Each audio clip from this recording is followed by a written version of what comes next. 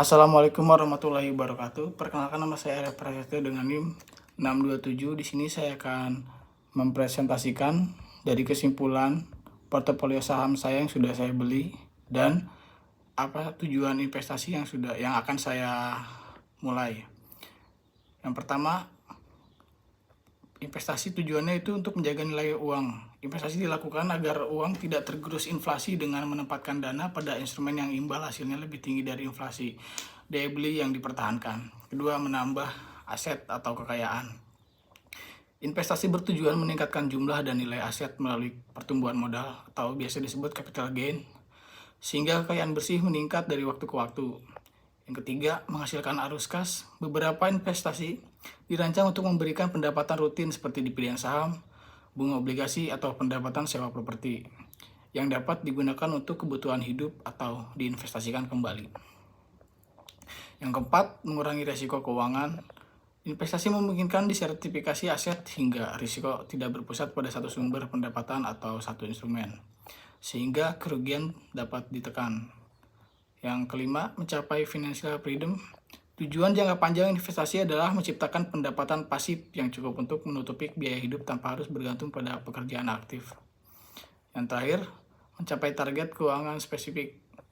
Investasi membantu mengumpulkan dana secara terencana untuk tujuan tertentu, seperti pendidikan, pembelian rumah, dana pensiun, atau modal usaha, sesuai dengan jangka waktu dan profil risiko. Saya menggunakan profil risiko moderat karena ini tipe investor yang memiliki keseimbangan antara keinginan memperoleh keuntungan dan kebutuhan menjaga keamanan dana. Jadi, profil risiko moderat ini berada di tengah-tengah. Jadi sangat aman apabila digunakan. Investor ini dengan profil ini bersedia menerima fluktuasi nilai investasi dalam batas wajar, namun menghindari risiko kerugian yang terlalu besar. Yang pertama itu, jika saya membeli aset, saya akan mengeluarkan modal 150 juta di properti atau 30% dari 100% aset saya, keuangan saya. Saya tempatkan sebagai fondasi portofolio. Bagi saya, properti adalah aset nyata yang relatif tahan inflasi dan cenderung naik nilainya dalam jangka panjang. Walaupun tidak likuiditas, justru di situ letak kekuatannya. Dana tidak mudah terganggu dan bisa dikembangkan menjadi sumber pendapatan sewa di kemudian hari. Properti memiliki risiko rendah sampai menengah menurut saya.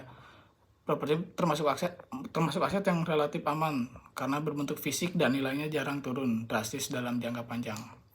Risiko utamanya ada pada likuiditas atau sulit dijual cepat dan biaya tambahan seperti perawatan atau pajak. Selama dan lokasi tujuannya jelas, risikonya mudah terkendali. Kedua, emas. Saya investasi 50 juta atau 10%. Saya gunakan murni sebagai alat pengaman. Emas bukan untuk mengejar keuntungan cepat, tetapi untuk menjaga nilai kekayaan saat kondisi ekonomi tidak menentu. Porsinya saya batasi agar tetap berfungsi sebagai penyeimbang, bukan aset utama. Emas memiliki risiko rendah. Emas saya anggap sebagai aset paling defensif. Harganya memang bisa naik turun dalam jangka pendek, tetapi secara fungsi emas lebih ke pelindung nilai daripada alat spekulasi. Risiko kerugiannya kecil jika diposisikan untuk jangka panjang. Ketiga, deposito. Saya akan keluarkan 100 juta atau 20%. Saya tempatkan untuk stabilitas dan likuiditas bagi saya. Deposito berperan sebagai penyangga risiko. Imbal hasilnya memang kecil, tetapi dana ini bisa diandalkan jika dibutuhkan tanpa harus menjual aset lain. Yang deposito itu memiliki risiko sangat rendah. Deposito adalah aset dengan risiko paling kecil di portofolio ini. Nilainya stabil dan dijamin sehingga hampir tidak ada risiko kehilangan pokok dana. Kekurangannya hanya satu, imbal hasil terbatas, bahkan kadang kalah dari inflasi. Terakhir, saham saya keluarkan 200 juta atau 40%. Saya jadikan mesin pertumbuhan portofolio dengan profil risiko moderat, harga demi potensi kenaikan nilai jangka panjang menengah. Saham memberi peluang capital gain dan dividen sehingga berperan besar dalam menambah kekayaan. Saham memiliki risiko menengah. Saham memiliki risiko tertinggi di antara aset lain yang saya pilih.